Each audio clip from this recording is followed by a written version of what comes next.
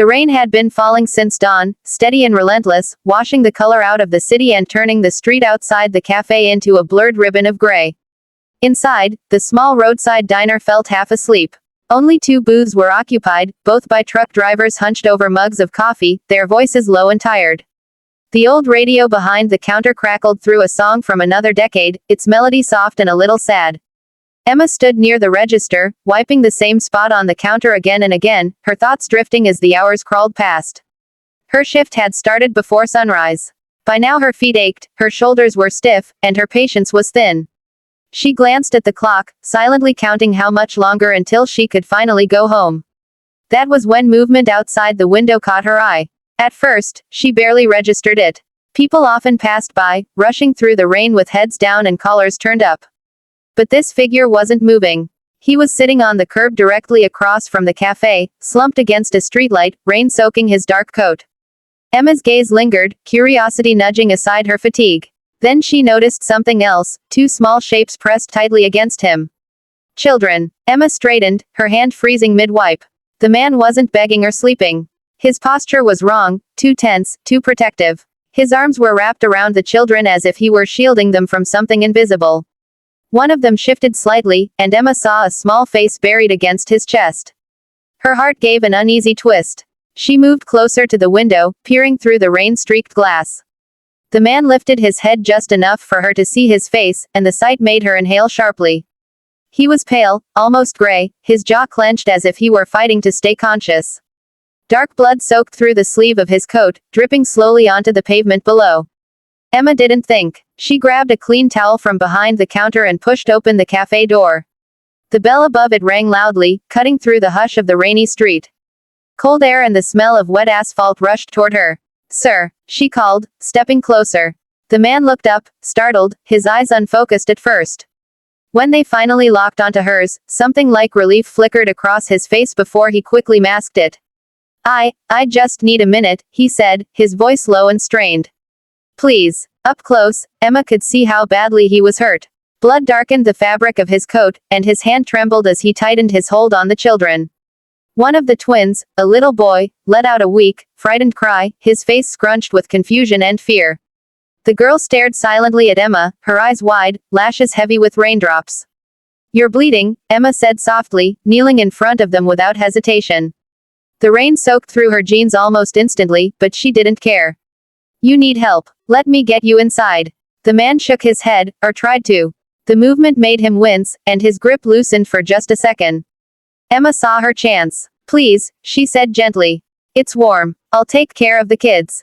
For a moment, he hesitated, his gaze flicking down to the twins and then back to her, as if weighing the risk.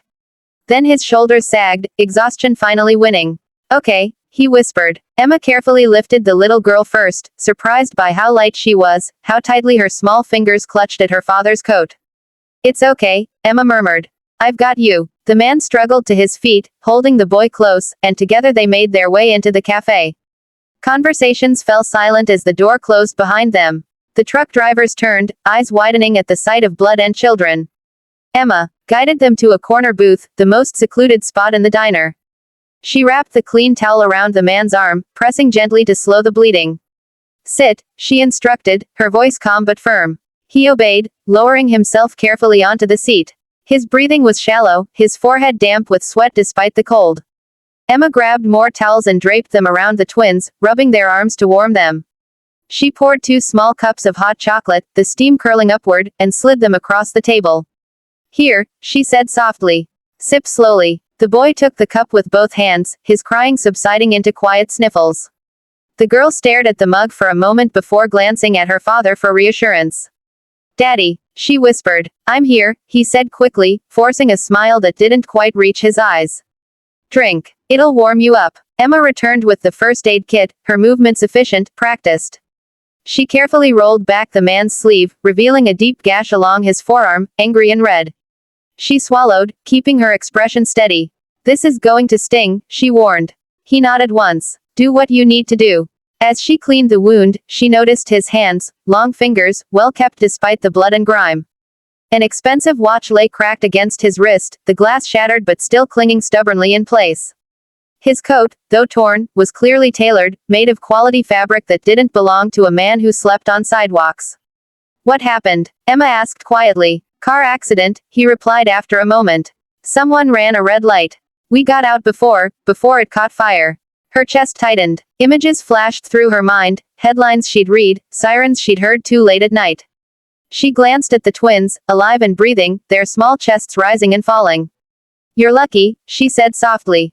I know, he murmured. Emma finished bandaging his arm and leaned back slightly, assessing him. He was still pale, still shaking, but the bleeding had slowed. You should see a doctor, she said.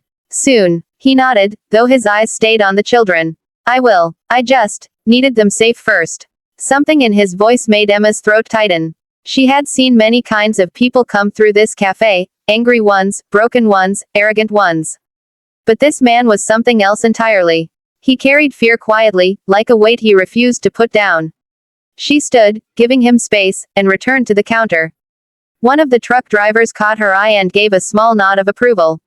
Emma poured herself a glass of water, hands trembling now that the urgency had passed. When she looked back at the booth, she saw the man brushing his fingers gently through his daughter's hair as she sipped her drink, his son leaning against his side, finally calm. Despite the blood, the exhaustion, the chaos that had brought them there, the moment felt strangely peaceful. Emma didn't know his name. She didn't know where he came from or where he was going. She didn't know that the man sitting in her cafe, wounded and soaked from the rain, was one of the most powerful CEOs in the world.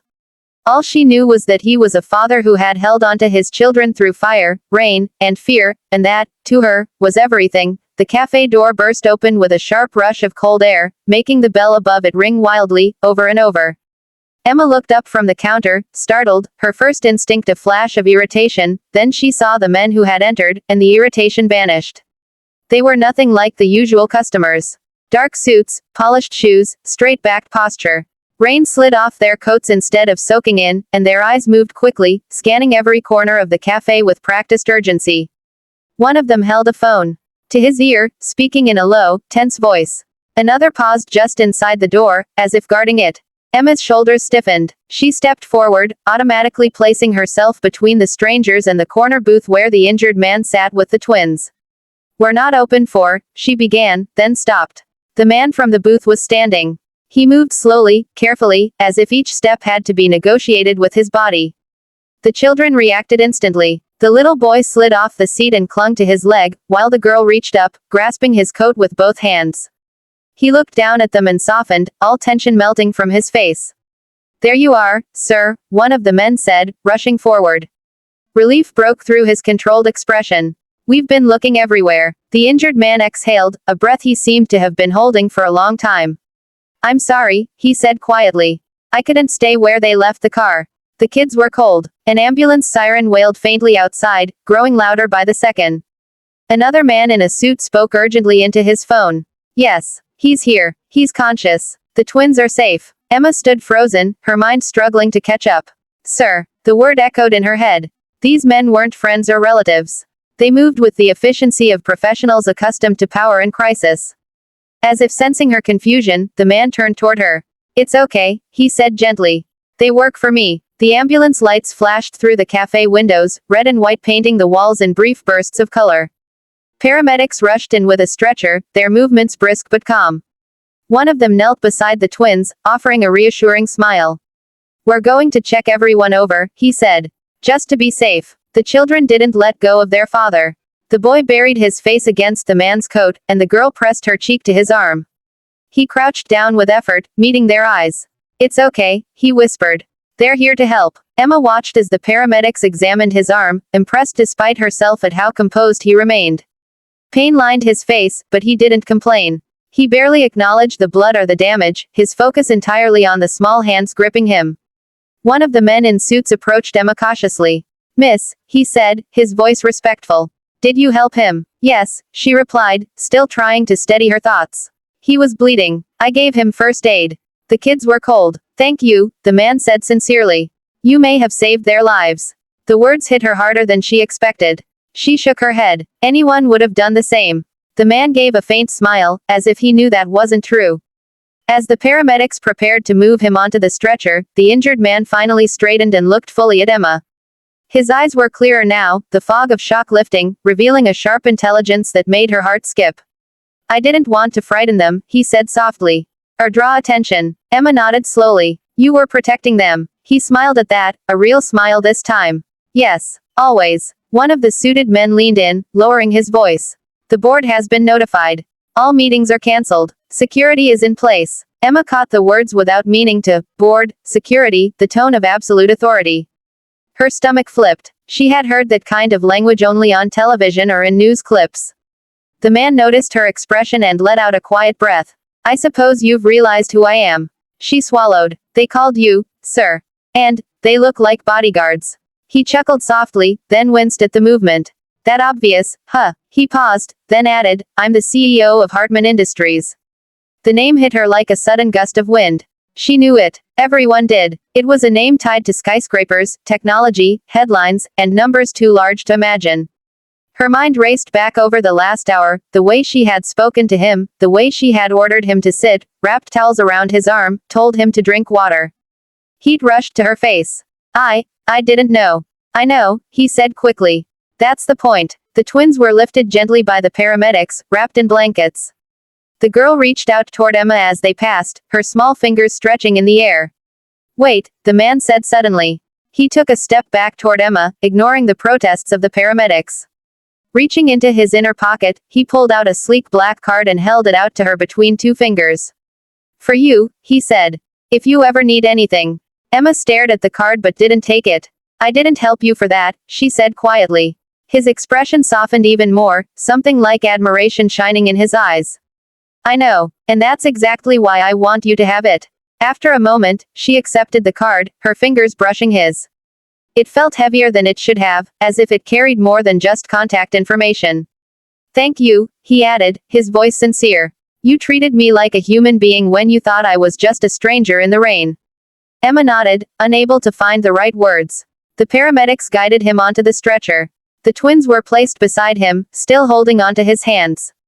As they moved toward the door, he turned his head just enough to look back at her. Kindness like yours, he said, is rarer than money. The doors closed behind them, the siren fading as the ambulance pulled away.